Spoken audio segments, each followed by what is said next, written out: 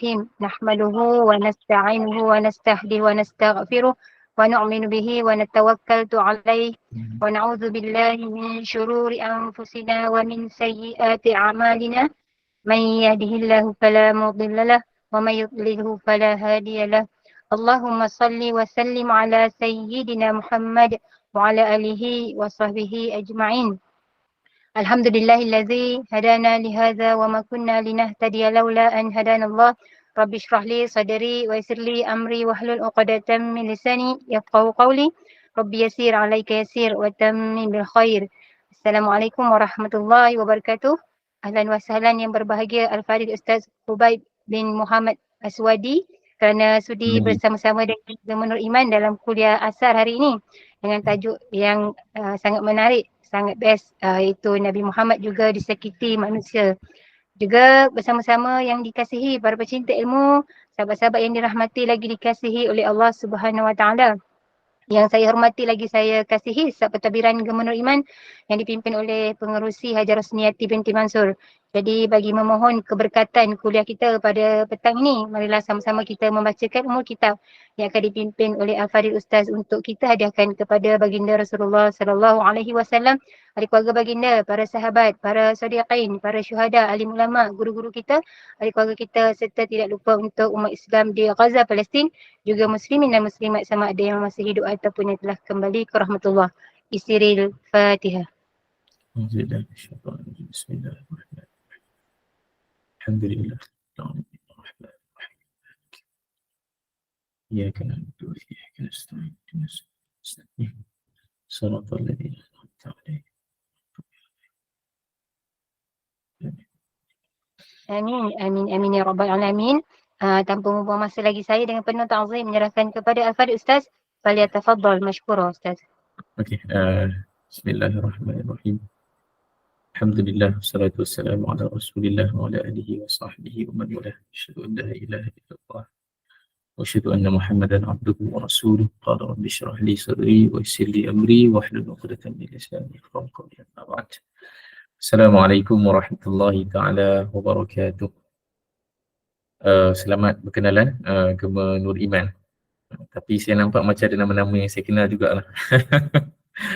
Saya pun tak tahu sebenarnya macam mana ekosistem kelas-kelas online dalam kalangan ibu-ibu ni, sebab saya mengkagumilah sebenarnya antara persepsi orang ataupun para asatizah adalah bukan asatizah kan, persepsi saya lah senang kan, selalu kita macam fikir yang ibu-ibu ni mungkin dia akan ke surau masjid lah, maksudnya bukanlah maksudnya tak pergi surau masjid, tapi dengan maksud biasa kelas-kelas yang intensif, yang online macam ni mungkin kurang mendapat sekejap kenapa bunyi? Saya tutup aircon saya dah dibunyi juga.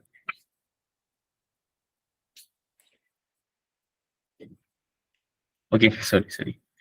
Sebab saya punya persepsi adalah mungkin kelas-kelas, sebab kelas online ni dengan saya tahu mungkin saya punya expectation kelas online orang fikir akan lebih personal kan, kita macam grup yang kecil, so kita boleh tanya macam-macam, lepas tu topik pun mungkin topik yang agak berat sikit. Saya ingat ini adalah tempat orang-orang generasi muda lah kot macam mahasiswa ke, tapi bila jumpa 1, 2, 3 grup yang agak aktif buat kelas-kelas begini, saya kagumlah dan terima kasih kerana menyedarkan persepsi salah saya lah tentang ekosistem menuntut ilmu di Malaysia ni. Saya rasa saya sangat hargai dan saya perlu ucap terima kasih dulu. Dan selamat berkenalan lah kan, mungkin kali pertama kita jumpa, saya rasa macam pernah nampak ke Menur Iman punya poster kat mana-mana ni, saya tak tahulah yang mana satu punya kelas yang saya pernah tengok. Tapi mungkin dalam lingkungan asatizah yang sama kot, yang saya rapat juga, saya perasan ada kat YouTube ada Ustaz. YouTube. Kita ada masuk kat YouTube. Maksudnya video saya ni masuk YouTube jugalah. Macam tu Okey, tak apa. So Alhamdulillah kita berjumpa dan ya Ustaz Luqman Makhtar, saya rasa banyak saya nampak iklan dia status guru lah, walaupun dia buat macam dia kawan saya, tapi dia sebenarnya guru saya lah. Sulaiman. Dan Alhamdulillah saya tak tahu apakah saya dijemput kerana memang saya dikenali ataupun mungkin ada 2-3 orang sebut nama saya dan saya bersama dengan perempuan pada petang ni lah. Waktu yang agak unik, maksudnya lepas asar. Walaupun saya ingatkan 15 minit saja, rupanya 1 jam. Saya ingatkan sampai 5 suku, rupanya 6 suku. Alhamdulillah, ia lagi tak logik lah kelas 15 minit kan. So insyaAllah sampai 6 suku, saya diberikan tanggungjawab untuk membawa topik yang kalau topik itu sudah menjadi buku, maksudnya ia topik yang apa yang saya suka lah kan. Nampak tak? Nampak? Alhamdulillah clear Ustaz. Nampak Ustaz. Kenapa saya tak nampak Zoom saya pula sekejap? Kenapa tak boleh nampak Zoom saya? Oh, sekejap. Kenapa? Saya tak boleh nampak orang lain pula. Tapi kalau macam ni tak nampak pula kan? Kenapa? Kenapa saya tak boleh tengok orang lain? Oh ni bukan Zoom, ini Google Meet. Ni Google Okay, tak Meet. apa. Tapi boleh berpada tak? Saya tak nampak orang lain. Saya lah yang boring kan. Kalau tak apalah kan. Saya rasa saya Kami nampak Ustaz. Sepatutnya Okay. nampak Ustaz, ada setting tu rasanya. Ya, saya tak nampak orang lain, tapi tak apalah sebab dia bukan apps, dia bukan software, dia dekat dalam apa nama ni, dalam Chrome punya ni. Tak apa, jangan risau. Saya okey je. Saya harap perempuan lah tak terganggu. Saya okey je lah, cuma saya tak dapat nak tengok siapa yang ada respon ke apa komen. Boleh ingatkan saya kalau benda tu ada. Tu saya akan bergantung pada slide lah insyaAllah. Ya? Okey. So, saya pun segan lah nak kenalkan sangat diri saya. Cuma dah diberikan topik yang sebesar ini dan ia telah menjadi satu daripada 3 judul buku sirah yang saya dah karang. Nabi SAW juga disakiti manusia. Dan bila dia jadi buku, maksudnya memang topik ni topik yang special, topik yang saya rasa bukan topik yang apa saya nak sebut mudah untuk disentuh, dengan maksud dia topik yang real. Sebab ada orang kadang-kadang bila dia nak belajar ilmu kan, dia kadang-kadang dia nak kutip maklumat. Tapi bila masuk topik-topik yang akhirnya jadi buku, kalau perempuan tengok dekat slide ni kan, 3 buku saya tulis ni, dia memang 3 buku yang bukan ditulis secara casual, maksudnya boring-boring tulis buku ataupun sebab nak bagi terkenal tulis buku. Saya tak rasa saya tulis dengan niat ataupun keadaan tu lah. Dia memang betul-betul satu cita-cita, satu research, satu pencarian yang saya pun rasa ini benda yang saya tak jumpa lagi tentang Nabi SAW. So saya cari dan saya jumpalah 3 topik ni setakat ni, dan tujuannya adalah untuk berkongsi dan menyampaikan apa yang saya rasa, dan saya yakin orang pun sebenarnya sangat memerlukan topik-topik begini untuk mengisi ruang kecintaan kita dengan Nabi SAW. Sebab ini sudut yang biasanya orang tak berapa nak mencari lah daripada peribadi Nabi SAW. Kita mungkin tahu Nabi SAW itu penuh dengan keajaiban, dengan kehebatannya, tapi sudut-sudut yang dipanggil apa ya bahasa Melayu, sudut-sudut saya takut nak menggunakan perkataan lemah macam tak kena dengan Nabi kan. Tapi kalaulah kita boleh letak perkataan itu sebagai satu kategori, bukan menandakan Nabi lemah atau apa, Nabi pun ada sudut-sudut kehidupan Nabi SAW yang lemah lah. Bukan kerana hina, bukan kerana Nabi tak power, tapi kerana itu ciri keadaan tu kan. Yang disebut sebagai Nabi SAW juga seorang manusia tu, penuh dengan ciri-ciri yang Nabi juga tercari-cari, terluka, sakit, macam-macam perasaan yang Nabi akan lalui. Dan sebenarnya dengan tujuan yang sangat besar, iaitu bila kita ada pengalaman kehidupan yang sama, maksudnya kita rasa terluka disebabkan orang buat kita rasa tertekan dengan penderaan, dengan macam-macam tindakan tidak baik orang ke atas kita. So kita tahu kita boleh belajar daripada Nabi SAW, dan Nabi adalah guru terbaik. Kalau kita cari daripada orang lain, dia tak sempurna lah kan, termasuk saya kan. Orang nak belajar dengan saya bab-bab yang sebenarnya saya sendiri pun mengalami masalah tu, dia tak berapa nak kenalah, kerana saya bukan contoh yang terbaik. Dan untuk Nabi SAW, Nabi mengalami keadaan-keadaan yang kita lalui, tapi oleh kerana Nabi itu Nabi, Allah datangkan kesusahan itu pada Nabi supaya Nabi jadi guru kita. So itu dia punya projek lah. Macam mana buku-buku ini boleh membantu kita untuk berkenalan semula dengan Nabi SAW, yang boleh membawa kita lebih cinta Nabi dan lebih banyak masalah-masalah hidup kita tu diselesaikan mengikut sunnah Nabi SAW. Itu yang saya nak sebut sebagai agenda saya lah. Bila saya sebut saya suka sirah, saya akan bercakap tentang sirah, dan saya nak sentuh tentang Nabi SAW, dia puncanya tu. Mungkin saya pun yang kenalkan saya dekat Gema Nurisani punya grup pun mungkin sebut benda tu lah, Ustaz Khubaid ni sirah. Dan memang saya minat sirah dan Nabi SAW, sejarah Islam. Apa saja yang tentang sirah dan sejarah memang saya sukalah. Dan topik kita pada petang ni kita pilih daripada buku yang terakhir, Nabi SAW juga disakiti manusia. So, jom kita masuk dulu ke satu realiti. Kita ada satu kitaran perhubungan yang saya tak tahulah boleh mudah difahami atau tidak, saya punya diagram ni kan. Tapi lebih kurang hidup kita macam tu lah kan. Sebab kita ni memang asal usulnya kita bersendiri, kan?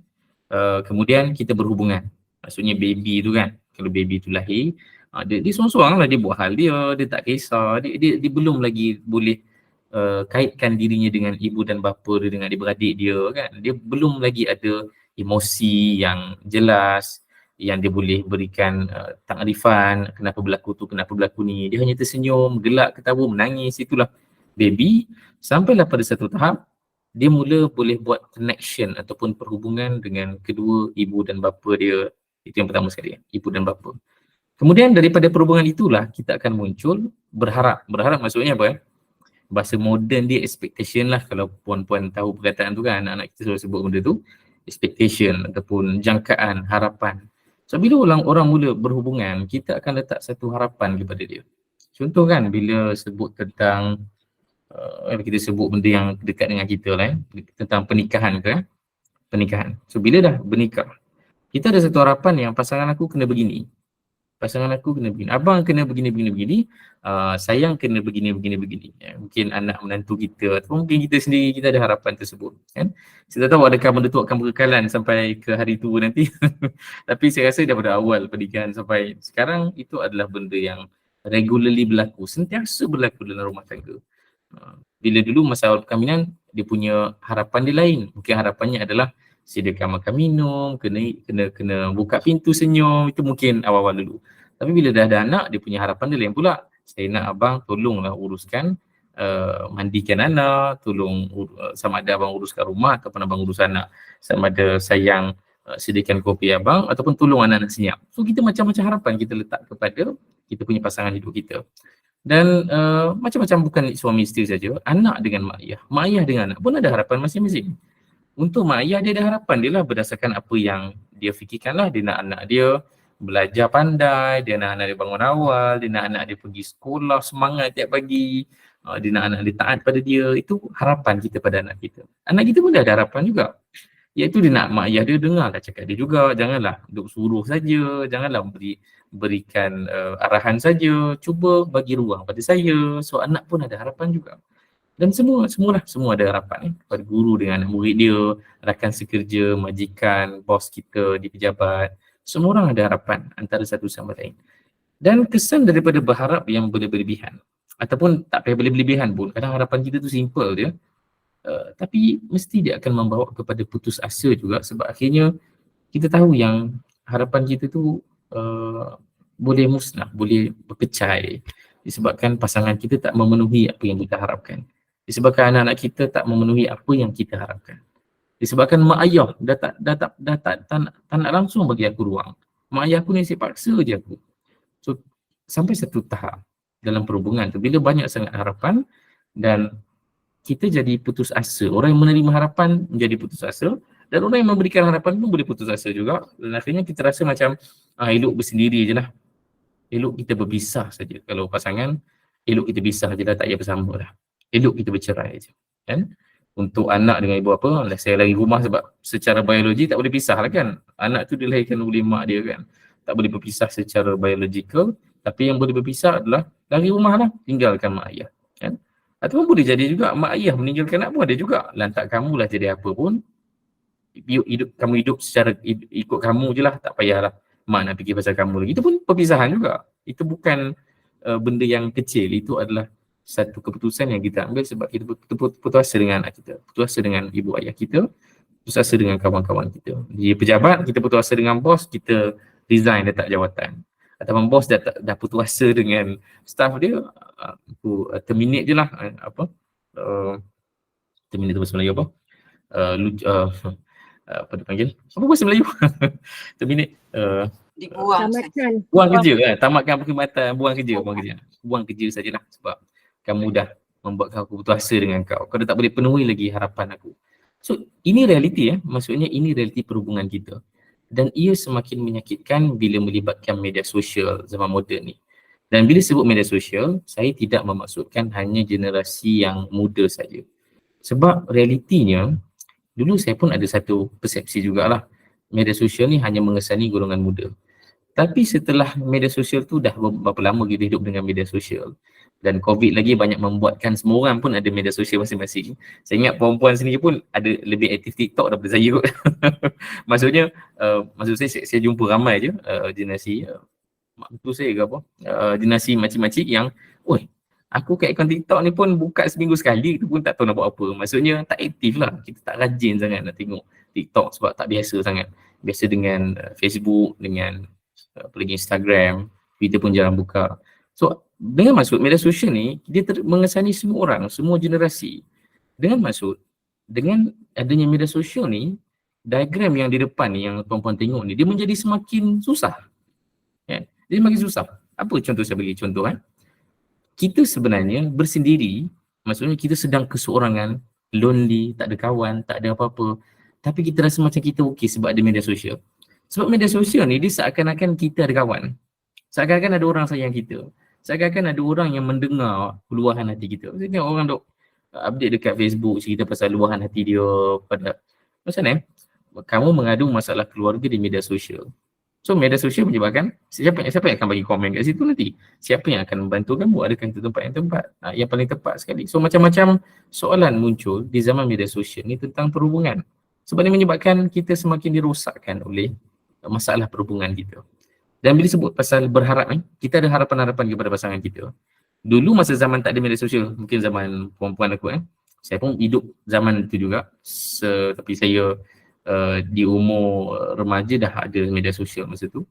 Sebelum tu dia payah sikit lah nak cemburu ataupun nak minta macam-macam dekat ayah, kecuali kalau ada anak jiran tu dia tunjuk mainan dekat kita. So bila anak jiran tunjuk yang aku ada kereta kontrol ni kan, barulah kita macam Abi, saya nak juga kereta kontrol macam anak jiran dengan jiran sebelah. So kita punya harapan tu bergantung kepada apa yang kita nampak. Masa zaman kecil dulu, saya perasan kesannya adalah apa yang anak jiran ada, itu yang saya nak. Tapi bila sekarang zaman media sosial, semua orang boleh tengok apa yang ada dekat orang lain. Semua orang boleh nampak apa yang orang lain ada, menyebabkan harapan kita kepada orang lain tu semakin banyak. Kan? Antara suami isteri pun nampak ada suami buat surprise dekat isteri dia kan. Hadiahkan macam-macam yang mahal semua, beri pakaian baru. Dia menimbulkan rasa macam kenapa suami aku tak buat macam tu Dan kita pun pergi bagi tahu suami kita, bila abang nak buat macam ni kan, sebab kita nampak orang lain buat macam tu dekat isteri dia. Dan sebaliknya lah, suami pun kadang-kadang ada expectation yang sama daripada isteri dia sebab dia tengok isteri orang lain. Dengan maksud betapa besarnya soalan dalam kepala kita sekarang ni, iaitu macam mana nak menguruskan benda-benda ni, macam mana kita nak menguruskan satu keadaan, satu kitaran yang tak sihat dalam kehidupan kita ni.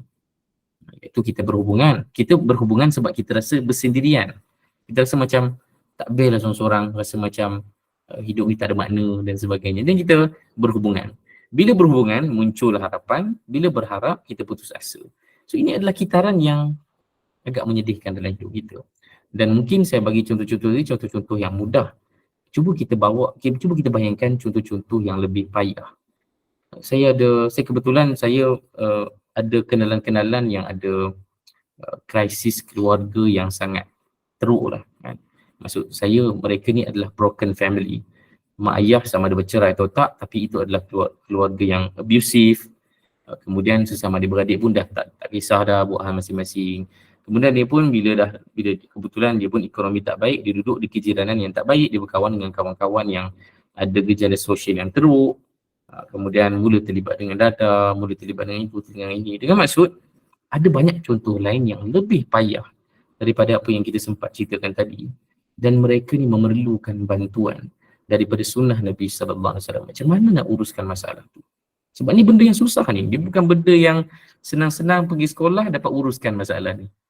Sebab di sekolah dia banyak bagi, dia panggil apa? Ilmu yang dikelas-kelaskan mengikut subjek tu lah kan. Subjek bahasa Melayu tak boleh selesaikan masalah ni. Subjek, bahkan subjek syariah Islamiah pun tak boleh terus menyelesaikan masalah ni. Dia memerlukan satu bimbingan yang betul-betul personal, yang betul-betul dekat daripada Nabi SAW sendiri, untuk Nabi sendiri tunjukkan pada kita macam mana nak selesaikan masalah ni. Ini zaman yang kita sangat perlukan Nabi SAW. Kita nak sangat Nabi ada dalam kejiranan kita ke, bila kita ada masalah dalam keluarga, bila ada masalah dengan jiran ke, kita harap Nabi ada untuk kita rujuk, Nabi ada untuk kita tanya, ya Rasulullah, macam mana nak selesaikan masalah ni. Ini masalah yang paling real, yang paling sebenar yang kita alami dah daripada hari demi hari. Dan dari situlah munculnya Nabi SAW juga disakiti manusia. So bila hari ini kita disakiti oleh sikap manusia, ataupun mungkin bila kita menyakiti, kita tak betul-betul rasa lah kan. Bila sampai giliran kita disakiti, baru kita rasa yang betapa sakitnya bila ada orang menyakiti aku. Dan bila kita sakit, kita nak mencari sesuatu daripada Nabi SAW supaya menjadi inspirasi kita untuk kita laluilah kehidupan dan cabaran-cabaran akan datang yang akan terus berlaku. Bukan dengan maksud bila kita belajar topik ni je, lepas ni dia tak ada masalah lah. Bahkan ni bab-bab pertama dalam buku ni pun memang cerita pasal benda tu. Maksudnya konflik ni dia akan terus ada. Masalah dengan pasangan dia akan terus ada. Ya? Bahkan saya yang mengajar ni pun konon-konon saya duduk depan perempuan dia nak mengajar kan.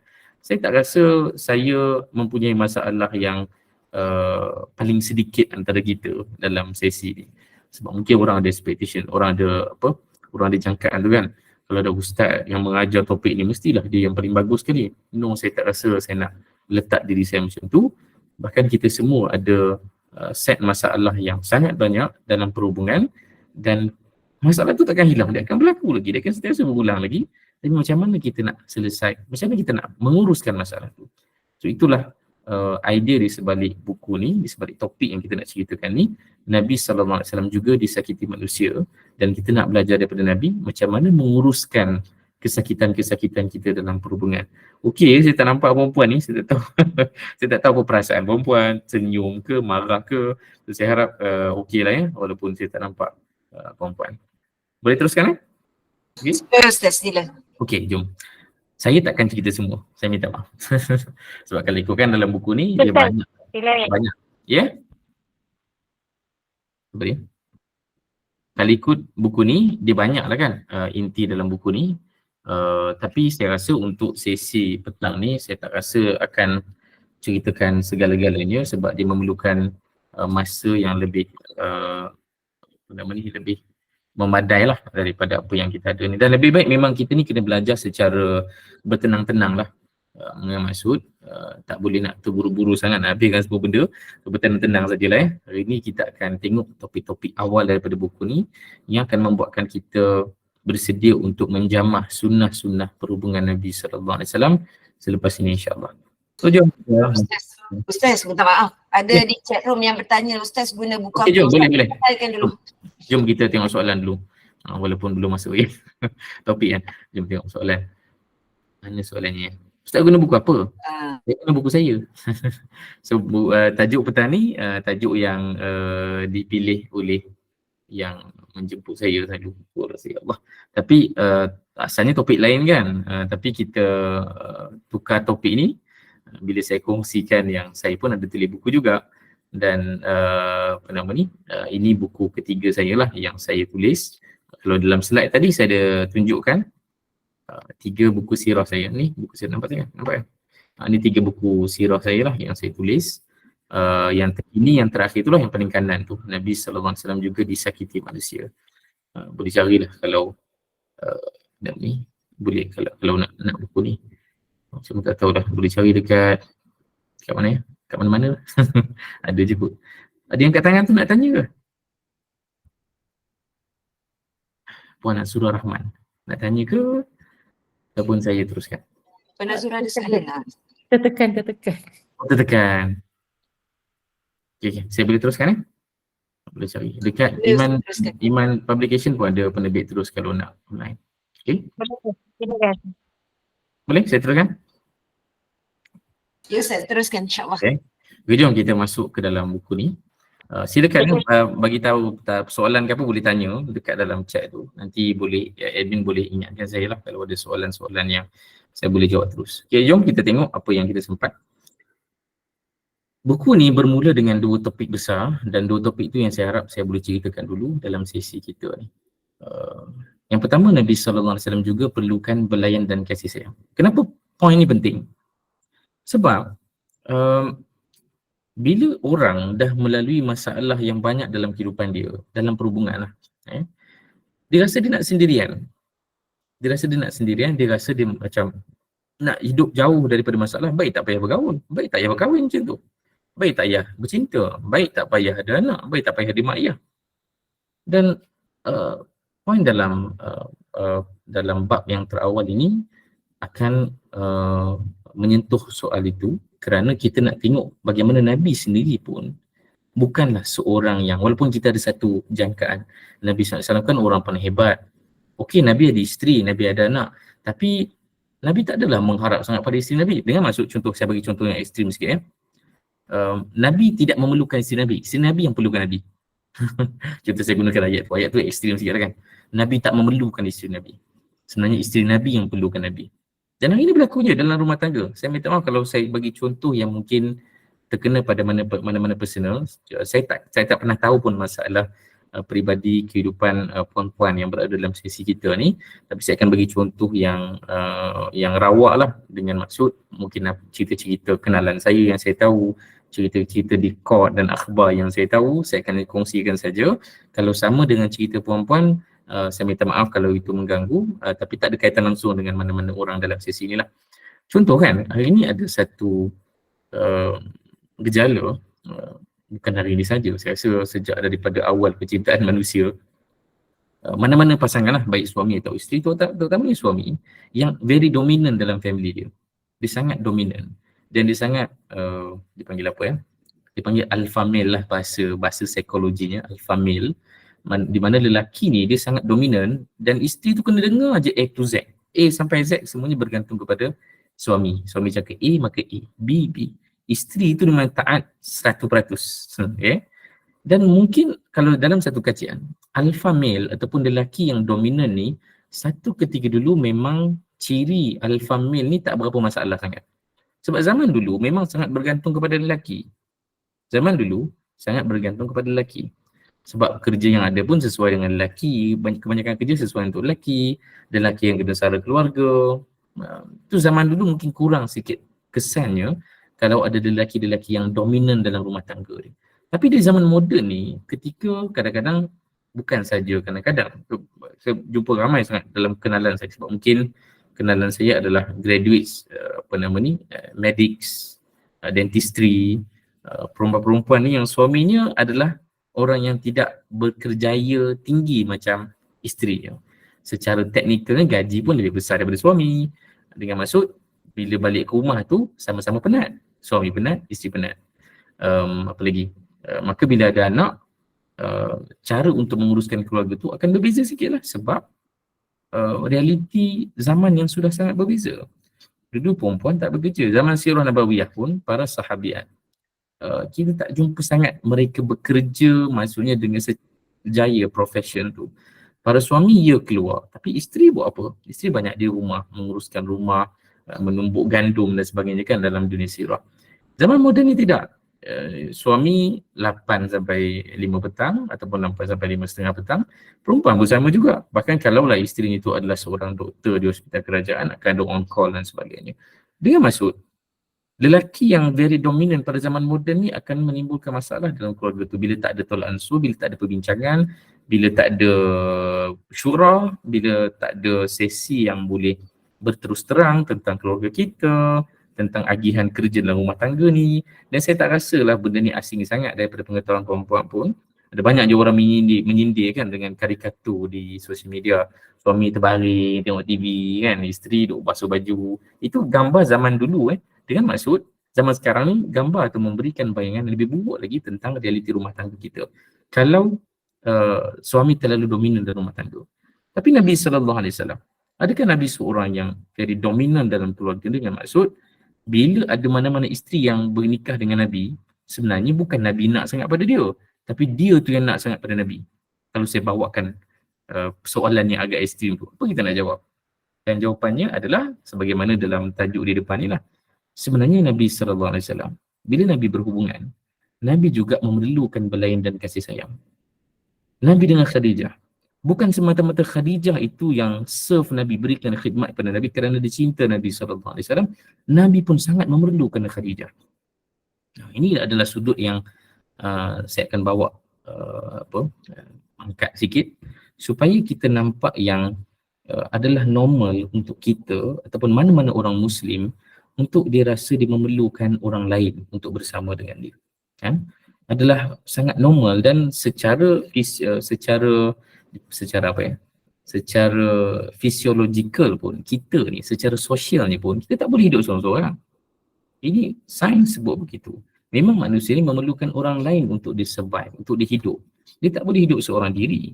Sedangkan Nabi SAW pun ada orang-orang di sekeliling dia dan Nabi perlukan orang itu untuk menemani Nabi SAW. Ya betul, Allah Ta'ala tetap akan menjadikan Islam itu berjaya selesai tugas Nabi SAW, sama ada Khadijah ataupun tidak. Sama ada Abu Talib ataupun tidak. Tetapi ketika adanya Abu Talib, ketika adanya Khadijah, Nabi sangat perlukan belayan dan kasih sayang mereka. Itu yang kita nak sentuh dekat topik yang pertama ni. Dan kita ambil contoh-contoh daripada sirah. Tengok bagaimana Nabi SAW dengan ibunda Nabi. Dan kita tahu Nabi SAW ada peluang yang sangat terhad dengan ibu Nabi SAW sendiri. Lebih kurang 2 tahun setengah saja kan. Sebab 3 tahun Nabi di Banu Sa'ad, kemudian dipulangkan kepada ibu Nabi SAW. Sebenarnya dia ambil ekstra 2-3 bulan lagi kan. 3 tahun setengah macam itulah dengan Banu Sa'ad, Halimah Sa'adiyah. Kemudian pulang kepada ibu Nabi, lebih kurang dalam 2 tahun setengah saja sebelum akhirnya ibu Nabi SAW akan wafat. So Nabi tak pernah rasai betapa hangatnya kasih ibu tu betul-betul dalam tempoh yang lama. Dan itu sangat menyedihkan. Tapi adakah Nabi sedih? Itu soalan dia. Adakah Nabi macam, relax lah, aku kan Nabi, aku kena bertahan?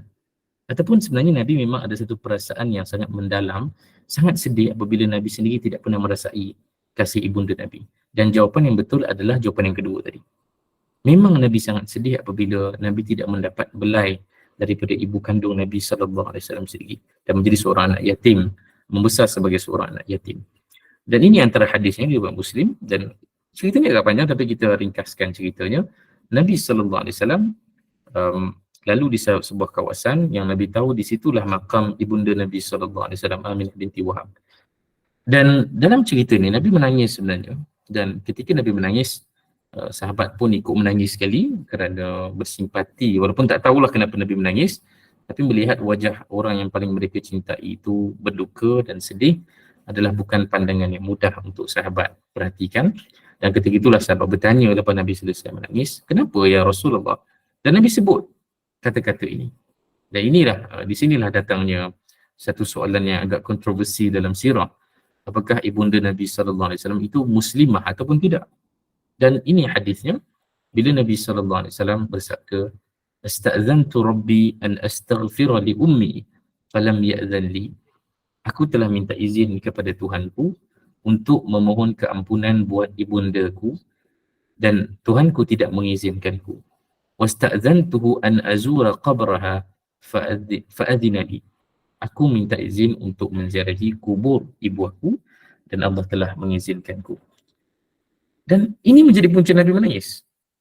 Dia membayangkan yang Nabi hanya sempat 2 tahun setengah bersama dengan ibu dan Nabi, dan Nabi tidak ada ibu, Nabi tidak ada orang yang boleh dianggap sebagai mother figure ibu dalam rumah tangga Nabi SAW selepas itu. Ada seorang sebenarnya yang disebut tentang watak tersebut. Dan bila Nabi melihat makam ibu Nabi, walaupun pengalaman tak banyak, tapi dia memberikan satu perasaan yang sangat pedih. Kita tengok gambar-gambar dan video di Gaza kan, ada banyak sekarang.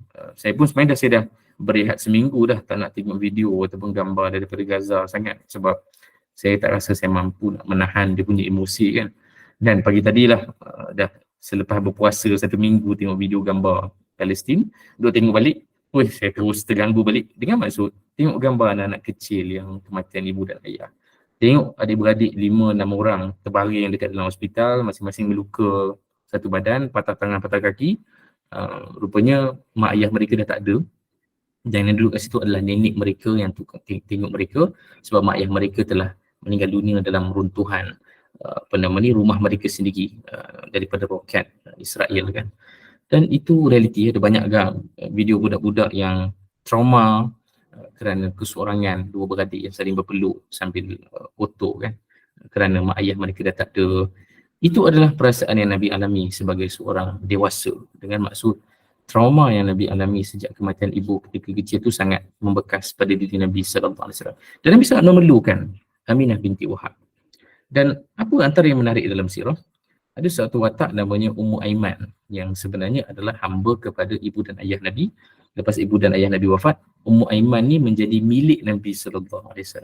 Ummu Aiman ni dalam sebuah riwayat, bukan hadis tapi riwayat daripada kitab Turjumah Sahabah, maksudnya biografi sahabat, mereka datangkan riwayat ni. Mereka mengatakan, memetik bahawa Nabi SAW pernah sebut, hiya ummi ba'da ummi. Ummu Aiman ini adalah ibu aku selepas ibu aku. Maksudnya selepas Aminah binti Wahab, Ummu Aiman lah yang menjadi ibu aku. Dan beza Ummu Aiman dengan Nabi lebih kurang 10 tahun. Ummu Aiman ni akan jadi isteri kepada Zaid ibn Harithah yang merupakan hamba yang asalnya milik Khadijah yang diberikan kepada Nabi SAW. So ini adalah keluarga Nabi SAW, dan Nabi sangat hidup sebagai seorang manusia yang sangat memerlukan kasih daripada mereka. Dan seterusnya adalah anak Nabi SAW sendiri. Mungkin kita agak kurang memberikan hak kepada Fatimah kalau kita tidak melihat bagaimana hubungan dia dengan ayahnya. Fatimah yang kita kenal dengan nama Az-Zahra, dan apa lagi? Fatimah Al-Batul, ada beberapa nama gelaran Fatimah. Tapi gelaran Fatimah yang agak unik yang ditemui dalam buku sirah, dalam buku biografi, dalam hadis, adalah Fatimah ini bergelar Ummu Abiha, ibu kepada ayahnya.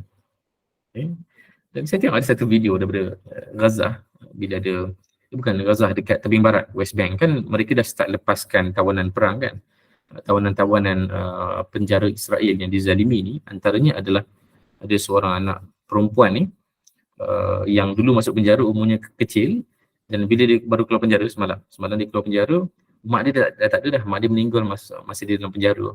Dan ayahnya disebut kalimah yang sama macam dalam slide ni. Ayahnya tadi bila tengok bila menyambut anak perempuan dia yang dah besar dah, sebab dah lama dalam penjara kan, dah besar dah anak perempuan dia yang keluar daripada penjara Israel, laknatullah ni, dia peluk anak dia sambil disebut Ummu Abiha, Ummu Abiha. Kalimah yang sama yang diberikan kepada Fatimah kerana ayahnya sangat sedih, isterinya dah tak ada dah. Dan kita pun boleh bayangkan bagaimana ibu dan ayah ni menangis setiap hari kerana mengenangkan nasib anak remaja ni yang ditangkap dalam penjara Israel. Dan setelah berapa tahun, 8 tahun, 10 tahun ni baru keluar balik ni daripada penjara Israel atas genjatan senjata yang berlaku selama 4 hari ni. Dan disebut kalimah tu Ummu Abiha. Nak dia ni lah yang menggantikan isteri tadi yang hilang. Ataupun isteri sebenarnya itu adalah mother figure dalam keluarga tu lah. Dan ayahnya sebut Ummu Abiha. Inilah peneman ayah dia yang baru setelah isterinya meninggal dunia. So itu adalah anak dia sendiri. Dan tengok bagaimana Nabi SAW menamakan Fatimah.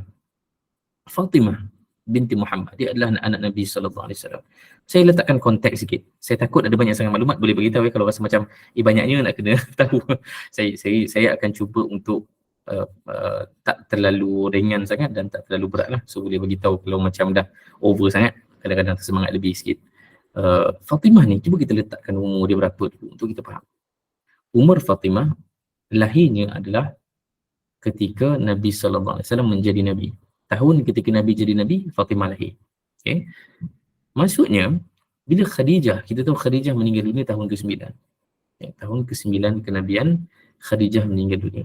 Maksudnya, kalau ikut kronologi sirah, semua penyiksaan, Nabi dah mula dibantai, Nabi dah mula nak dipijak daripada belakang oleh Abi Jahal, Uqbah bin Abi Mu'id pun lontarkan isi perut haiwan ke atas Nabi, orang baling pasir ke atas kepala Nabi SAW.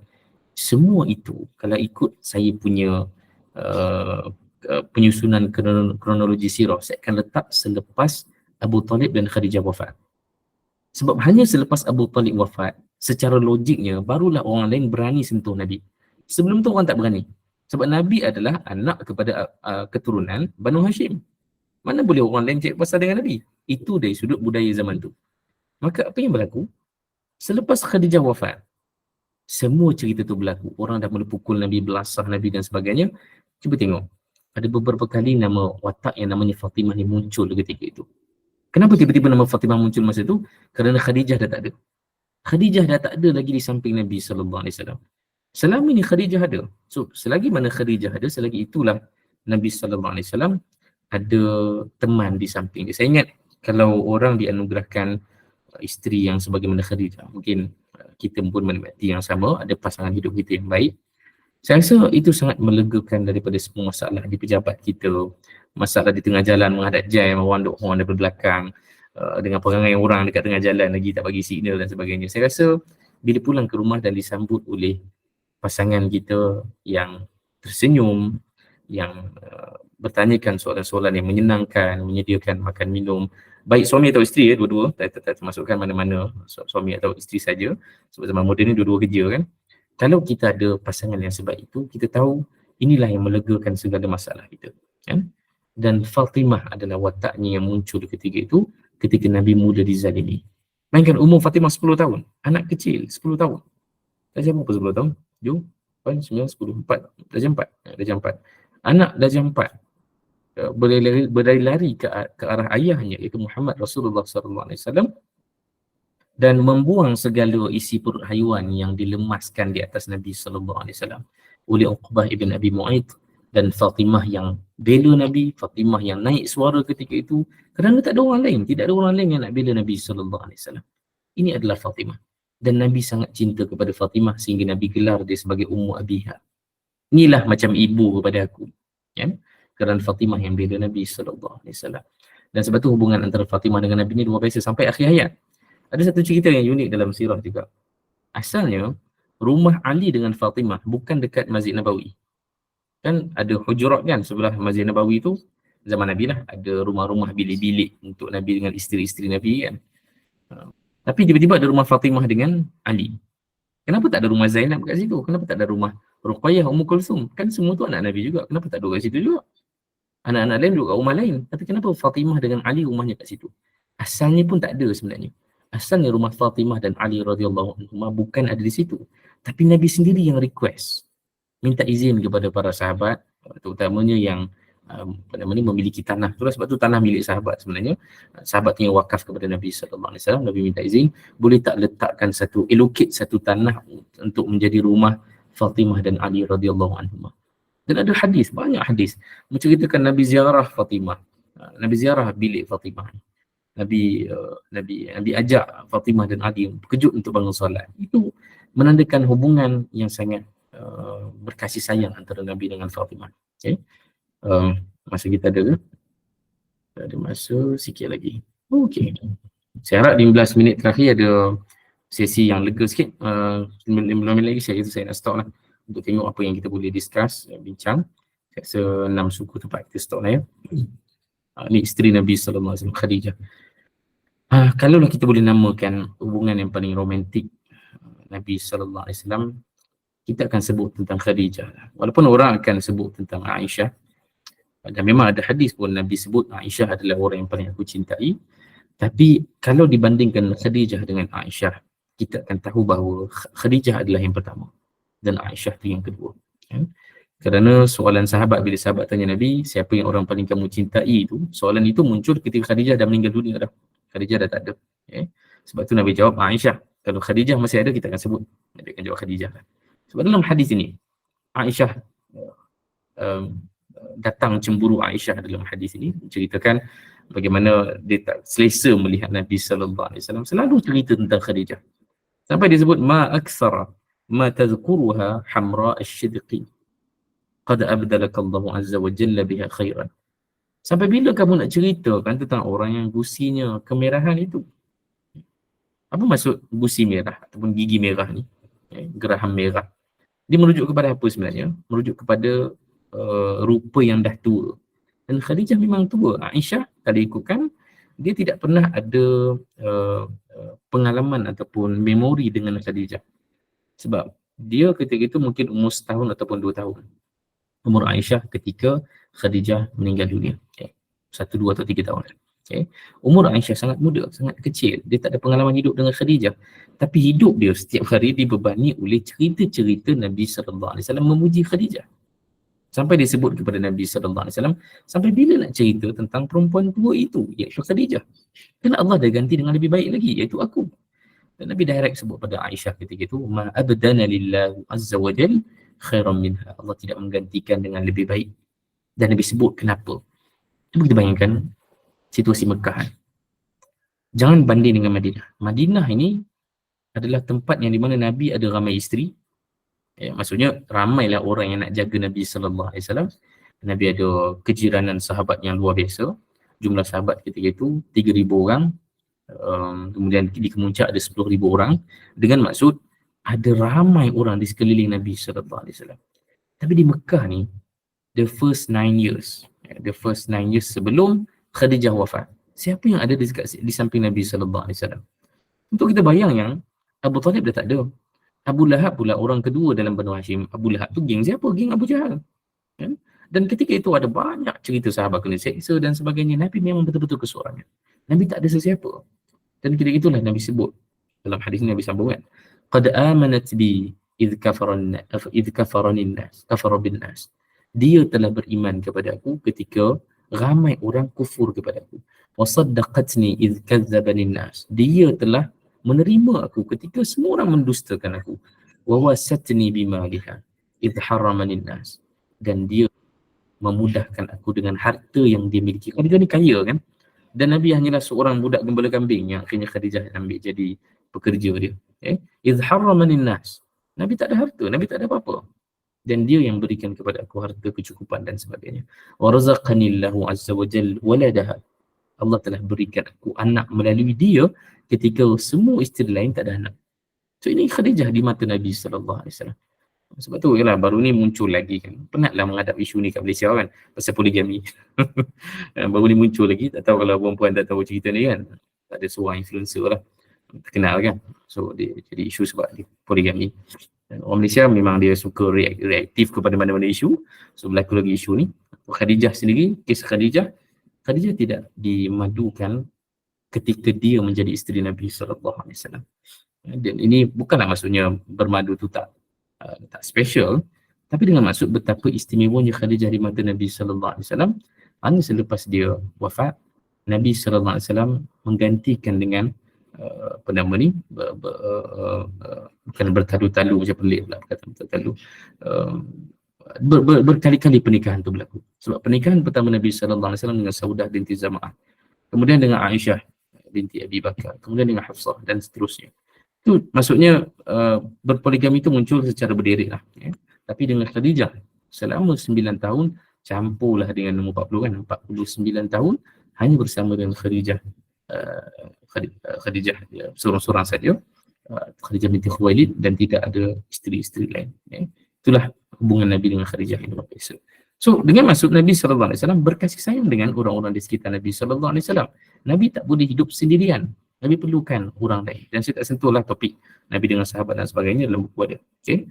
So poin kedua pula, perkara kedua yang saya nak kongsi petang ni, bagaimana Nabi SAW?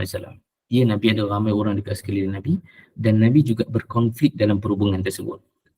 So bukan hubungan Nabi tu, ya kita tengok Nabi happy, Nabi gembira dan sebagainya, bukan dengan maksud tidak ada masalah. Bukan dengan maksud tidak ada konflik. Bahkan saya akan berani saja sebut benda ni bahawa kalau nak bandinglah masalah perhubungan kita dengan masalah perhubungan Nabi SAW, adalah amat mudah untuk kita tahu dan buat kesimpulan bahawa Nabi, masalah perhubungan Nabi jauh lebih payah lagi berbanding kita. Jom kita tengok apa yang kita sempat. Ini rumah Nabi SAW. Ustaz, maaf, slide tak bertukar Ustaz. Memang dari tadi gambar buku je. Iya ke? Ya, Masya Allah. Kenapa semua orang redha? Tak ingat sangat Ustaz bagi huraian je. Minta maaf banyak. Oh iya ke? Alamak. Sedihnya, tapi tak apa dah. Macam mana? Ni nampak tak? Saya tunjuk gambar. Nabi SAW juga berkonflik. Kenapa tak beralih? Ni beralih tak? Masih di situ. Oh, saya tahu. Bila dia, saya perasan. Ini gerak kan? Ni okey kan? Gerak kan? Okey, yang ni baru cantik. Okey, bergerak. Dia sudah tahu. Dia tahu masalahnya apa. Terima kasih. Tak apalah ya, redha je. Apa ada yang lain lambat. Tak boleh nak rewind ya. Okey, kita teruskan. So, topik kedua ni, topik yang mungkin akan agak panas sikit, tapi panas dengan maksud kita kena bersedia menerima realiti bahawa akhirnya Nabi SAW adalah seorang manusia. Ada banyak persamaan dengan kita, dan perbezaan paling ketara Nabi dengan kita adalah Nabi dapat wahyu dan Nabi maksum. Alhamdulillah. Perbezaan paling ketara Nabi SAW dengan kita adalah Nabi maksum dan Nabi dapat wahyu daripada Allah Ta'ala. Kenapa Nabi perlu maksum? Kenapa Nabi perlu dapat wahyu? Supaya Nabi boleh tunjukkan jalan pada kita lah. Macam mana kita nak harungi kehidupan kita. Kenapa Nabi kena ada melalui juga ciri-ciri macam manusia? Supaya Nabi boleh Nabi boleh tunjuk contoh-contoh jalan-jalan untuk menyelesaikan masalah tu sebagai seorang yang ada ciri yang sama macam kita. Supaya kita boleh ikut. Ya, kalau Nabi tidak ada ciri yang sama macam kita, maka kita payahlah nak follow Nabi SAW. So Nabi juga ada konflik dalam perhubungan Nabi. Ini rumah Nabi SAW di Mekah, bukan di Madinah, di Mekah. Dan saya ada kelas lain yang saya buat tentang rumah Nabi SAW, kelas yang panjang, nanti boleh tengok. Dan ini adalah antara slide yang saya tunjukkan tentang kejiranan Nabi SAW. Kalau perasan rumah Nabi di nombor 1, cari nombor 1. Itu nombor 1 itu adalah rumah Nabi SAW. Cuba tengok nombor 2 dan nombor 5. Nombor 2 dan nombor 5 betul-betul sebelah rumah Nabi lah, kalau kita mudah sebutkan. Betul sebelah dengan rumah Nabi SAW. Dan rumah siapakah itu? Tengoklah ke belah kanan tu. Nombor 2 adalah rumah Abu Sufyan. Nombor 5 adalah rumah Abu Lahab. Siapa tu? Siapakah orang yang berada di sebelah rumah Nabi SAW? Abu Sufyan dan Abu Lahab. Bapa saudara Nabi. Ya, Abu Lahab, pakcik Nabi SAW, Abu Sufyan, pakcik jauh sikit. Ya. Tapi kedua-duanya adalah orang yang kita tahu dalam sirah. Posisi mereka adalah orang jahat. Kan? Posisi mereka ni dua-dua. Abu Sufyan akhirnya peluk Islam lah. Tapi Abu Lahab ni sampai ke akhirnya tak peluk Islam. Abu Lahab dah lah dia pakcik Nabi SAW. Pakcik betul. Pakcik Nabi SAW. Dan dia daripada day one, daripada hari pertama Nabi ajak orang untuk peluk Islam, dia adalah orang yang akan mencetuskan suasana dramatik untuk pastikan mesej Nabi tak sampai. Dia kritik Nabi, dia sebut kalimah yang memburukkan Nabi di atas bukit Safa, dia ajak ahli keluarga lain untuk tahan Nabi SAW. Ini Abu Lahab. Termasuk isteri dia lah, Ummu Jamil.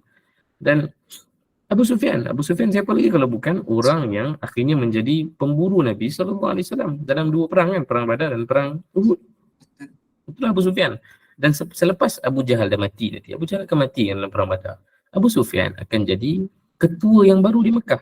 Maka semua perang selepas itu, mastermind-nya siapa? Abu Sufyan. Dia akan jadi mastermind di Mekah untuk faham kedudukan jiran Nabi ni siapa. Okay? Sebab tu kalau kita tengok, ini adalah beberapa rangkuman, saya tak sempat sentuh semua. Ada beberapa ayat dalam Quran yang kalau kita baca, itu kita tahu itu ayat surah ataupun ayat Quran yang terawal turun pada Nabi SAW. Tapi kita nak faham, siapakah orang pertama yang akan menentang Nabi pada zaman tu? Bukan zaman yang ada media sosial. Zaman yang ada media sosial ni, jiran mungkin tak tahu apa kita buat. Kan? Walaupun kita dekat media sosial, kita buat benda yang kecoh, kita buat benda kontroversi dekat media sosial, mungkin jiran tak tahu pun. So di zaman media sosial ni, orang pertama yang akan kritik kita adalah friend list kita dekat media sosial. Ataupun orang yang subscribe, yang follow kita. Tapi zaman itu, zaman tidak ada media sosial, orang pertama yang akan bergosip adalah jiran. Orang pertama yang akan menyakiti adalah jiran. Sebab tu ini adalah senarai jiran-jiran Nabi SAW yang cari pasal dengan Nabi SAW. Abu Sufyan, Abu Lahab, Ummu Jamil, isteri kepada Abu Lahab. Okay? Kita ambil contohnya surah Al-Qalam. Nun wal qalam yawma yasturun sehingga ke akhirnya. Surah Al-Qalam ni, kalau menurut As-Suyuti dalam Lubabun Nuqul, dia ceritakan asbabun nuzul surah ni. Surah ni turun sebab apa? Dan dipetik kalimah daripada Aisyah sendiri, disebut nazalat fi abika. Ni Aisyah sebut kepada Muawiyah.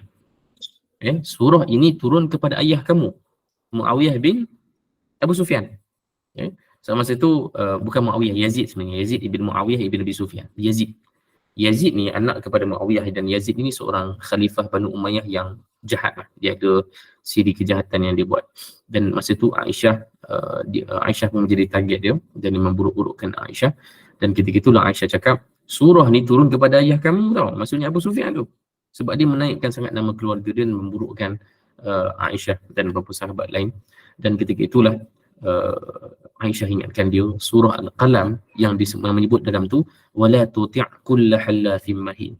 Jangan kamu taat kepada orang yang berjanji dan dia khianat, hammazim masya'im binamim. Dia sentiasa buat kejahatan yang dia berkehendak daripada setiap kejahatan itu adalah untuk mengadu domba dan menyebarkan kefasadan. Itu adalah merujuk kepada ayah kamu. Aisyah sebut kepada Yazid ibn Muawiyah ibn Abi Sufyan. Abu Sufyan menjadi target kepada surah Al-Qalam. Dan surah Qalam adalah surah terawal yang turun kepada Nabi SAW.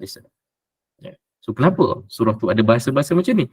Sebab memang orang terawal yang gosip kejahatan Nabi SAW. Maksudnya gosip untuk menimbulkan syak wasangka orang kepada Nabi, menyebarkan nama-nama buruk yang orang label pada Nabi kan. Ayat surah Qalam, dan wal qalami wa ma yasturun ma anta bi ni'mati rabbika bimajnun, ma anta bi ni'mati rabbika bimajnun. Dengan nikmat Tuhan kamu, kamu bukan majnun wahai Rasulullah. Kamu bukan seorang yang majnun. Majnun ni biasa orang terjemah sebagai gila. Tapi itu bukan terjemahan yang paling tepat lah. Majnun ni lebih tepat, dia adalah orang yang kena sampuk jin macam tu lah. Zaman tu mana-mana orang yang tak betul tu dia anggap sebagai terkena penyakit jin lah. Majnun. Daripada perkataan jin kan. So Nabi digelar dengan label tu. Siapa yang label Nabi? Jiran-jiran Nabi lah. Mereka orang yang terawal sekali yang gelar Nabi dengan gelaran tu. Termasuk Abu Sufyan. Bayangkan kita pulang ke rumah, biasanya on the way pulang ke rumah ni kita nak rasa lega, rasa selesai, rasa macam habislah semua masalah kerja kan. Tapi bila balik rumah, Nabi akan menghadap dengan jiran Nabi macam Abu Sufyan. Apa perasaan dia? Orang yang akhirnya akan menjadi musuh besar Nabi SAW, yang akan buruk-burukkan Nabi dan akan membunuh Nabi SAW. Termasuk Abu Lahab. Abu Lahab yang naik Bukit Safa dan disebut mana huruf ta dekat depan tu hilang. Tabballaka sa'iral yawm. Lihadha jama'tana. Celaka kamu wahai Muhammad sepanjang hari ini. Adakah kerana ini kamu nak himpunkan kami? Ini kata-kata Abu Lahab kepada Nabi SAW. Okay. Dan dia adalah pakcik Nabi. Untuk bayangkan dia pakcik Nabi. Dia jiran Nabi dan pakcik Nabi. Ada banyak sebab untuk sepatutnya dibela Nabi SAW. Dan kita tahu dua anak dia kan bertunang dengan dua anak Nabi kan. Utbah dan Utaibah. Bertunang dengan Ummul Kulthum dan Ruqayyah. Dan diceraikan. Dia pisahkan pertunangan tu. Dia betul-betul all out dia punya serangan dia pada Nabi. Bahkan sebenarnya dia ada seorang anak perempuan lagi namanya Fakhitah. Abu Lahab ni ada seorang anak perempuan namanya Fakhitah pun bertunang dengan Zaid ibn Harithah. Zaid ibn Harithah yang menjadi anak angkat Nabi SAW ketika itu. Dia bertunang juga dengan Zaid dan Abu Lahab pun ceraikan juga dia. Dengan maksud ini permusuhan yang luar biasa antara seorang bapa saudara dengan anak buah dia sendiri. Untuk bayangkan Abdullah, abang kepada Abu Lahab, dah meninggal dunia. Abdullah, patutnya dia lebih membela, dia lebih berperanan sebagai seorang pakcik, tapi dia tak buat. Jadi itulah Abu Lahab. Sebab tu nama dia masuk dalam surah Al-Masad kerana kejahatan yang dia buat. Dan termasuk dengan Ummu Jamil sendiri, surah Duha. Ada banyak surah lain lah. Bahkan surah Al-Kawthar pun yang turun untuk meredakan kelukaan hati Nabi sebab Nabi baru kematian nama anak Nabi yang lelaki. Abdullah, anak Nabi namanya Abdullah, tak lama hidup dalam 1, 2, 3 tahun saja kemudian dia meninggal dunia. Dan turun suratul Kawthar menenangkan hati Nabi SAW. Dan termasuk dalam hadis Al-Bukhari ni pun Nabi dah lama tak turun wahyu dan ada seorang wanita Quraisy sebut abta'a alaihi syaitanuhum. Syaitan kamu dah tak turun daripada kamu, dia sengaja je lambat-lambatkan. Ni perempuan ni sebut. Siapa perempuan ni? Dalam tafsir menyebutkan dia adalah Ummu Jamil. Dan dalam suratul Kawthar pun, kenapa surah Kawthar turun? Ummu Jamil juga. Dia orang yang akan selalu mengapi-apikan masalah Nabi. Untuk faham, kalau anak meninggal dunia, itu pun dah pedih. Apatah lagi kalau ada orang, dan orang tu adalah makcik sendiri, yang sebut pada kita, apa dan muka kau anak kamu dah meninggal dunia, kamu telah menjadi seorang yang tak ada zuriat. Kalau kalimah tu muncul daripada mulut seorang makcik dan seorang jiran, kita boleh bayang betapa sakitnya hati Nabi SAW. So Nabi sangat disakiti sebenarnya kehidupan Nabi sallallahu alaihi wasallam. Ada banyak konflik yang menyerbungi hidup Nabi sallallahu alaihi wasallam. Dan dua ni lalas dua slide terakhir aku nak ni. Aisyah, kita tahu Aisyah adalah isteri yang kalau ikut dalam sirah sahabat sendiri pun, kalau ada permintaan kepada Nabi sallallahu alaihi wasallam, sahabat akan datang jumpa Nabi pada hari Aisyah. Kan Nabi kan gila-gilakan isteri Nabi kan. Ada hari Aisyah, ada hari Zainab, ada hari Safiyah, Nabi gila-gila kan. Dan sahabat akan minta sesuatu kepada, kalau ada permintaan kepada Nabi, dia akan datang pada hari Aisyah. Sebab dia tahu di hari Aisyah ni Nabi akan happy lebih sikit. Sahabat pun faham benda tu. Aisyah adalah isteri kesayangan Nabi sallallahu alaihi wasallam. Untuk kita faham, biasanya kalau orang tersayang ni kita macam tak nak ada berkonflik. Kita akan jadi, dipanggil apa ya, lovey-dovey ataupun pasangan romantik sajalah, tak ada konflik kan.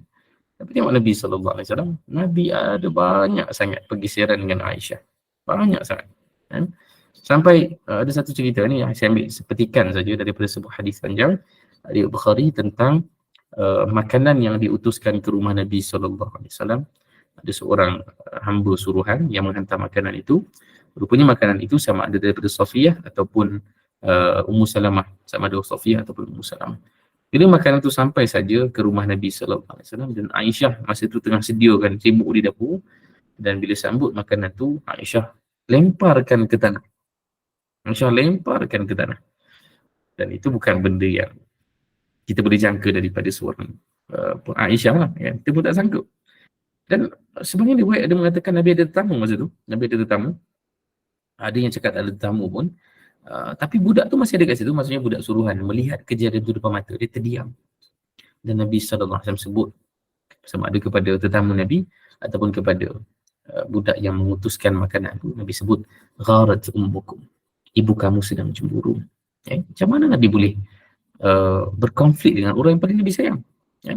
Dan ada beberapa cerita lagi dalam buku ni pun ada, dalam sesi yang lain kalau sempat kita cerita berdirik-dirik real problems, real konflik dalam kehidupan Nabi SAW, bahkan dengan orang yang paling Nabi sayang sekali, iaitu Aisyah.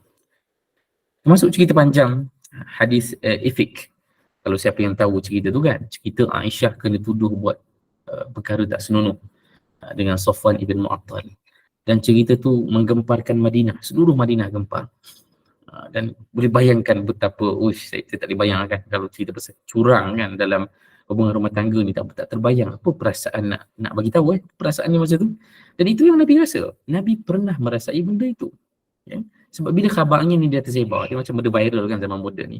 Kalau benda viral tersebar, kita selalu akan cakap benda ni real. Padahal tak confirm lagi kan. Tapi kalau benda tu dah viral, kita akan fikir ni memang berlaku lah kan. Kalau apa sajalah benda-benda kontroversi berlaku kat luar sana kan. Kalau dah viral, kita akan anggap benda tu sebenarnya memang dah confirm dah. Ada sekadar viral je. Ya.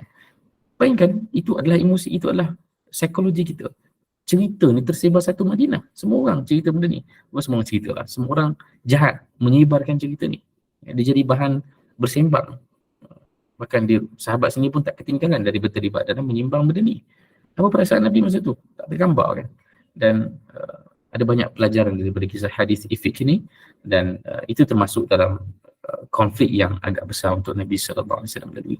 Dan akhir sekali, masa kita mula habis ni, cerita panjangnya ada dalam buku dan ada dalam sesi saya yang lain pun dah cerita panjang soal ini, macam mana Nabi sallallahu alaihi wasallam pun ada pengalaman lari rumah. Saya suka sangat cerita. Saya antara cerita yang paling banyak saya sentuh dalam beberapa topik adalah cerita Nabi sallallahu alaihi wasallam sampai tahap Nabi lari daripada rumah Nabi sallallahu alaihi wasallam. Nabi sembunyi di Masyrubah. Masyrubah ni macam loteng lah atas bilik Nabi sallallahu alaihi wasallam. Ada yang cakap di atas Masjid Nabawi, tapi dia adalah tempat yang khas. Nabi larikan diri Nabi sallallahu alaihi wasallam itu selama sebulan. 1 bulan Nabi larikan diri. Biasanya lari rumah ni biasanya isteri lah, tapi dalam kes ini Nabi sallallahu alaihi wasallam tunjukkan satu contoh Nabi yang asingkan diri Nabi daripada semua isteri Nabi. Nabi duduk di atas itu selama sebulan. Dan ini hadis panjang yang diriwayatkan oleh Ibn Abbas bila dia interview Umar Al-Khattab. Tanya Umar Al-Khattab apa yang berlaku. Dan ketika itu Madinah masyhur dengan kalimah ni, talaqa Rasulullah sallallahu alaihi wasallam nisa'ahu. Nabi telah menceraikan semua isteri Nabi. Sebab benda ni mengejutkan. Untuk memahami bahawa Nabi pun berkonflik, bahkan Nabi ada 11 orang isteri. Dan setiap satu tu ada konflik yang tersendiri. So bila kita tahu yang Nabi memerlukan orang dan Nabi pun ada konflik dalam perhubungan Nabi SAW, baik dengan isteri Nabi, baik dengan pakcik Nabi macam Abu Lahab tadi, baik dengan kawan-kawan Nabi SAW, ia menunjukkan ada banyak perkara yang kita boleh korek daripada setiap hadis yang ada untuk kita keluarkan solution ataupun penyelesaiannya. Dan kita nak cari mana masalah yang Nabi lalui itu sama macam masalah kita. Supaya daripada situlah kita boleh tengok ke depan. Cara untuk selesaikan masalah dalam keluarga kita ni adalah macam ni. Kalau tak, kita sampai bila-bila. Kita biasanya kita ambil buat cara macam mana? Sama ada cerai, paling dahsyat sekali cerai, ataupun yang paling dahsyat satu lagi adalah kita buat tak tahu je. Biarlah masalah tu berlaku sampai bila-bila pun tak payah nak fikir, tak payah nak hirau. Dan mesti salah seorang akan menjadi mangsa. Kalau dalam keluarga, sama ada suami atau isteri akan jadi mangsa. Kalau antara ibu dengan mak ayah dengan anak, sama ada anak tu jadi mangsa ataupun ibu ayah akan jadi mangsa. Sebab tu masalah ni perlu diuruskan. Dan kita nak belajar daripada Nabi SAW macam mana Nabi menguruskan masalah-masalah yang ada Nabi lalui sebagai seorang ayah, sebagai seorang kawan, sebagai seorang suami dan lain-lain lagi lah. Allah Alam, saya rasa dah 6-8 minit ni pun dah habis masa kita. Setelah lepas tu kita simpan entah bila kita boleh sambung lagi kan. Kurang-kurangnya diberikan cerita satu gambaran awal. Itulah yang cuba disampaikan melalui topik Nabi SAW juga disakiti manusia. Wallahu alam. Okey tak? Mari kita tengok komen-komen yang ada. Tak ada. Kita nak buka soalan ke? Boleh, jom. Boleh buka soalan. Silakan kalau ada jemaah yang nak bertanya.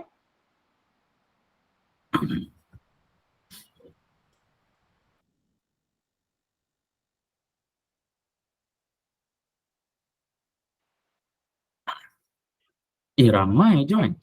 96. Masya Allah. Terima kasih. Saya ingatkan tak biasa-biasa je. Ramai 96 orang. Dekat chat tak ada kot. Saya tak pasti ada tak. Ustaz selalu 100 lebih Ustaz. Apa? 100 lebih selalunya kita punya jemaah dekat 200, 300 pun Ya, ada. insyaAllah Ustaz ramai. kalau masuk sini insyaAllah akan terkenal nanti. Tak apalah, tak nak terkenal lah. Assalamualaikum Ustaz. Silakan. Salam. Tadi Ustaz kata Rasulullah sallallahu alaihi wasallam pernah menceraikan semua isteri dia, Ustaz kata. Semua Okey. ke ataupun sebahagian dia? Okey. Itu adalah keratan daripada hadis yang panjang. Nampakkan slide ni. Okey. Mana ni? Okey ni. Ini sebenarnya hadis riwayat Muslim. Dan itu bukan realitinya lah.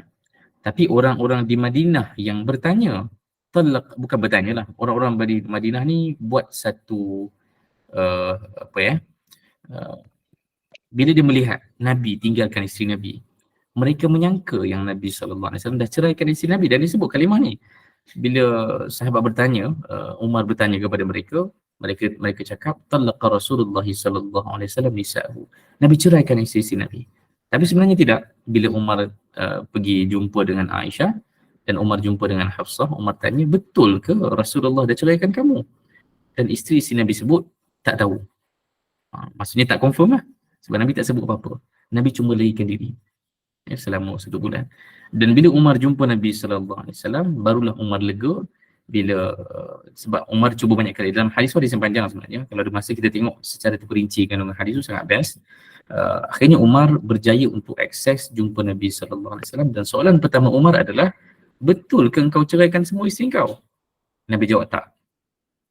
Itulah perjalanan panjang hadis ni. So sebenarnya Nabi tak ceraikan pun lah. Cuma itu rumors, itu khabar anginnya yang Nabi dah ceraikan semua. Tapi sebenarnya Nabi sedang tak tahu kita nak letak perasaan apa yang paling tepat. Tapi yang berlaku adalah Nabi tinggalkan semua isteri Nabi dan Nabi duduk di satu tempat namanya Masyrubah, di macam satu kawasan loteng di atas rumah Nabi SAW. So itu yang saya boleh uraikan. Terima kasih. Lagi? Terima kasih Ustaz. Tapi Nabi pernah ceraikan semua orang kan isteri Nabi kan? Hafsah. Tapi Nabi ambil balik. Itu pun ada pelajaran yang biasanya. Kenapa perlu jadi benda tu? Kalau memang Allah Ta'ala nak minta Nabi ambil semula Hafsah. dalam sirah, antara yang menarik cerita tu adalah memang Allah Ta'ala nak berikan satu cerita direct daripada Nabi SAW, bahawa bahkan penceraian pun adalah sebahagian perkara yang Allah syariatkan sebagai satu pilihan. Ya, sebab of course kita kena menerima yang antara persepsi kita kepada beberapa perkara dalam syariat kita ni, terutama disebut pasal cerai kan, dia nampak sangat negatif kan? Sampai kita rasa macam itu bukan pilihan terus lah. So dengan kita tahu yang Nabi SAW pernah menceraikan Hafsah, walaupun Nabi ambil semula, kalau Nabi sendiri buat, ia bukan perkara yang bukan saja bukan terlarang, bahkan kalau itu adalah lebih baik, maka silakan mengambil pilihan tersebut. Selagi mana itu kerana Allah Ta'ala lah, bukan kerana kita nak menzalimi mana-mana orang. Allah. Lagi? Ada lagi jemaah? Kalau tak ada, kita tutup ke? Macam mana?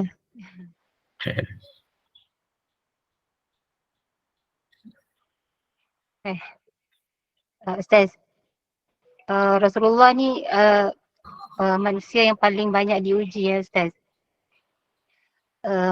Kalau kita, kalau seperti apa yang Ustaz cerita tadi kan, kalau kita tengok orang-orang yang paling dekat, paling rapat, paling yang Rasulullah sayangi, Allah ambil kan satu persatu kan. Kita tak sampai ke tahap tu pun, tapi tiap kali Nabi luluslah dengan ujian. Apa yang buat saya rasa tersentuh lah, Rasulullah ni sangat sayang kepada kita, walaupun Rasulullah tak pernah jumpa kita kan, dan Rasulullah berdoa dengan kita setiap malam. Tu yang saya pernah dengar lah. Beruntungnya kita menjadi umat dia, Masya Allah. Cuma saya tertanya diri saya sendirilah, adakah kita ni menyayangi Rasulullah sedangkan sedikitnya kita ambil tahu pasal sirah Nabi ni. Wallahualam. Saya rasa kalau nak saya rasa tak menjawab soalan, tak bukan soalan tu saya jawabkan. Tapi kita, kalau kita boleh tengok model masyarakat yang ada ciri cinta Nabi SAW, adalah apa yang sedang terhidang dekat Gaza sekarang.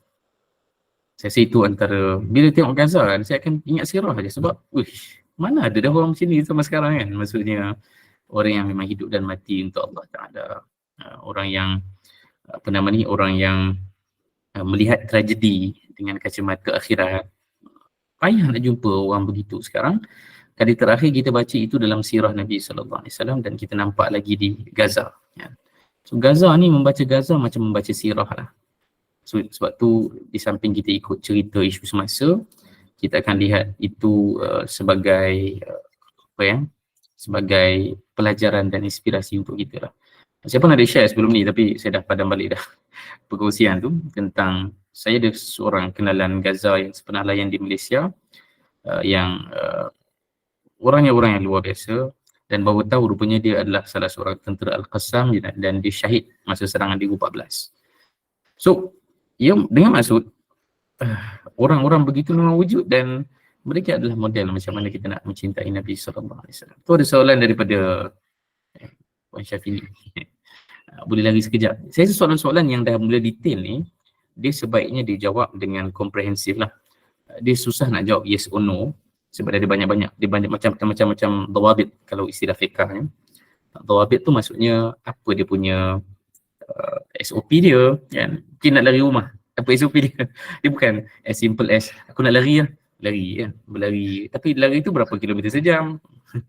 Maksud saya kena clear lah macam mana kita nak letakkan peraturan-peraturan yang mengikat, supaya tindakan-tindakan kita yang kita nampak macam berlaku dalam sirah, dia tak boleh secara mudah-mudah kita nak translate ke dalam kehidupan kita sekarang tanpa ada peraturan-peraturan dia. Sebab soal fiqah ni dia kena komprehensif lah, menggabungkan beberapa dalil-dalil supaya kita ni terarah lah, bukan semudah itu berlari rumah. Sebab contoh saya bagi satu contoh simple. Nabi lari rumah, tapi tahu apa yang uniknya? Nabi pastikan segala nafkah material, wang ke, makan minum ke, semua settle. Memang Nabi tinggalkan sebulan, tapi Nabi tinggalkan sebulan tu maksudnya Nabi tak bermalam je. Pagi-pagi tu Nabi tetap sediakan semua. Ini antara benda yang unik. Sebab tu kena detail lah bila nak tengok soalan tu kan. Ustaz, sebelum tutup, saya bukan soalan tapi saya sangat agree dengan Ustaz bila Ustaz kata sebenarnya melihat keadaan Palestin sekarang. Betul Ustaz, sebab sebelum ni saya berjalan tentang para sahabat kan. Sampai saya pandang peristiwa di Palestin sekarang, Allah mendatangkan balik macam mana nikmat iman yang pada tahun-tahun pertama sebelum hijrah, pada awal masa dakwah secara sir tu kan. Sampai saya rasa kecintaan orang Palestin ni macam mana para sahabat lalui. Sakit yang kita nampak tu pada diorang satu nikmat yang ternanti-nanti, sebab matlamat diorang memang hidup kerana Allah dan akhirat lah Ustaz. Alhamdulillah saya setuju 100%. Semoga Allah bagi peringatan yang sama lah untuk kita. Sebenarnya peringatan besar untuk kita melihat Palestin sekarang ni tentang dari sudut akidah, iman lah. Wallahualam. Terima kasih banyak Ustaz atas semua perkongsian petang. Terima kasih. Baik, ada lagi. Kalau tak ada kita tutup 6:17. Masya Allah Ustaz dah ajak masa dah. Masya Allah. Barakallah. Ufikum. Jazakumullah. Khairan jazak Ustaz atas perkongsian hari ini. Mudah-mudahan bertambah kecintaan kita kepada baginda Rasulullah SAW. Mudah-mudahan kita mengambil ibrah daripada sirah Nabi, insyaAllah. Mudah-mudahan barakah, mudah-mudahan Allah kurniakan limpah rahmat kepada kita. Terima kasih kepada tim Gemenur Iman, sahabat-sahabat pencinta ilmu yang mengimarahkan kuliah kita pada petang ini, masya-Allah. Ustaz, saya nak buat sikit bahan untuk kuliah malam ini. Kuliah kita pada pukul 8 malam ini bersama dengan Al-Fadhil Ustaz Iliyin Aminin bin Muhammad Saleh dengan terjemahan Hikam Jawi, dan kuliah isyak kita hari ini pukul 9.30 malam bersama dengan Al-Fadhil Ustaz Abdul Hadi bin Johari dengan tafsir Nurul Ihsan jilid yang keempat, surah Al-Fajr. Jadi teruskanlah bersama-sama dengan Gemenur Iman dengan kuliah-kuliah yang telah disediakan. Semoga Ustaz dapat berkuliah bersama dengan Gemenur Iman lagi, insya-Allah, mudah-mudahan. Dengan ini saya mewakili Gemenur Iman memohon maaf sekiranya ada sebarang kekurangan, dan yang baik itu datang daripada Allah dan yang tidak baik dan kelemahan itu daripada kami sendiri. Kita tangguh kuliah kita. Mohon sekali lagi Al-Fadhil Ustaz untuk membacakan tasbih kafarah dan suratul As. Saya sudahi dengan wabillahi taufiq wa hidayah. Wassalamualaikum warahmatullahi wabarakatuh.